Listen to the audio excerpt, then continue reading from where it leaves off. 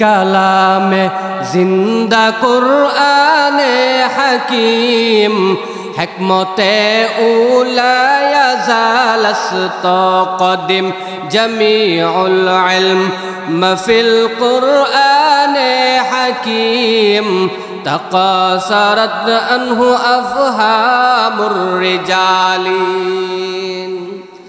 আল্লাহর রাসূল সাল্লাল্লাহু আলাইহি ওয়াসাল্লাম বলেন, খায়রুকুম মান তাআল্লামাল কুরআনা ওয়া আল্লামা, তোমাদের মধ্যে ওই ব্যক্তি সর্বোত্তম যে কোরআন মাঝে শিক্ষা করে এবং শিক্ষা দেয়। এরে নবীর উম্মতের দল, আজকে জেনারেল লাইনে পড়তে গিয়া কত টাকা পয়সাই না তুমি খরচ করো, কিন্তু কোরআন শিখার বেলায় তোমার মাঝে শুধু অবহেলা। এরে নবীর উম্মতের দল,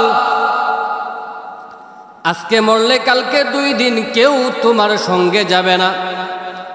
তুমি ডক্টর হইলা, ইঞ্জিনিয়ার হইলা, জেনারেল লাইনে পড়ে পড়ে তুমি বড় বৈজ্ঞানিক হয়ে গেলা, কিন্তু এত বড় হওয়ার পরেও তুমি মানুষের খেদমত করতে পারলা না, তাহলে তুমি সারা জীবন যা পড়েছো সব কিছুই বৃথা। এরে নবীর উম্মতের দল, এই জন্য ভালো করে মনের কানটা লাগাইয়া শুনেন রে ভাই, দুনিয়ার লাইনে যতই পড়া পড়েন না কেন কেউ তোমার সঙ্গে যাবে না, কোনো পড়াও তোমার সঙ্গে যাবে না। কিন্তু আরবিক লাইনে যদি তুমি কোরআন শিখতে পারো, নবীর অগ্নিয় বাণী যদি তুমি বুকে লালন করতে পারো, মাসলা মাসাইল যদি শিখতে পারো, এর মাধ্যমে যেমনিভাবে জনগণ উপকৃত হবে, ঠিক তেমনিভাবে আখিরাতে এই ইলম শিখার কারণে আল্লাহ পাক রব্বুল আলামিন তোমার জান্নাতে যাওয়ার পথ সহজ করে দিবেন। এরে নবীর উম্মতের দল, আমার নবী সাল্লাল্লাহু আলাইহি ওয়াসাল্লাম বলেন, তলাবুল ইলমি ফারিদাতুন আলা কুল্লি মুসলিম, দ্বীনে ইলম তলব করা প্রত্যেকটা মুসলমানের উপর ফরজ। কোনো বেঈমান, কোনো নাস্তিক তো কোরআন শিখবে না, কোরআন শিখবে একমাত্র মুসলিম। এই মুসলমানরা যদি কোরআন শিখে কোরআনের উপর আমল করে, দুনিয়ার কোন নাস্তিক বেঈমান এই ঈমানদারদেরকে পরাজিত করতে পারবে না। কিন্তু আফসোস ও পরিতাপের বিষয় হলো, কোরআন শিখবে মুসলমানরা, কিন্তু এই কোরআন মুসলমানদের পরিবর্তে ওই নাস্তিক বেঈমানরা শিখে ওই কোরআনের ফর্মুলা দিয়ে মুসলমানদের উপর আক্রমণ করে। এরে নবীর উম্মতের দল, এই জন্য বলবো, আমার নবী তো বলেছেন, খায়রুকুম মান তাআল্লামাল কুরআনা ওয়া আল্লামা, কোরআন যারা শিখে এবং যারা শিখায় তাদের ব্যাপারে আল্লাহর রাসূল বলেছেন তারাই সবচেয়ে উত্তম ব্যক্তি। সুতরাং দুনিয়ার মধ্যে যদি উত্তম হতে চাও, দুনিয়ার মধ্যে যদি সম্মান পেতে চাও, তাহলে কোরআন শিখার কোনো বিকল্প নাই। নিজে কোরআন শিখতে হবে, বাচ্চাদেরকে কোরআন শিখাইতে হবে।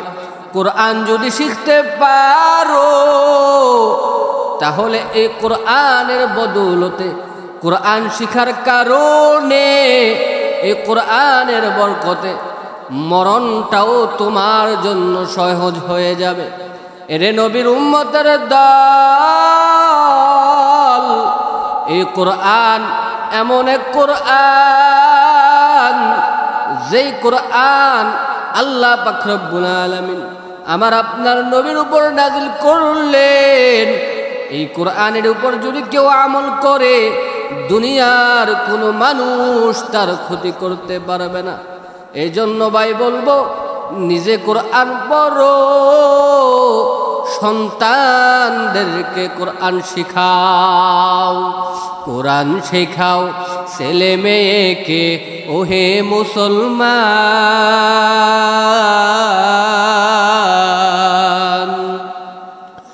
কোরআন শিখাও ছেলে মেয়েকে ওহে মুসলমান। জান কবজের সময় তোমার হইবে রে আসান, ঠিক কিনা বলেন? কোরআন শিখাও ছেলে মেয়েকে ওহে মুসলমান।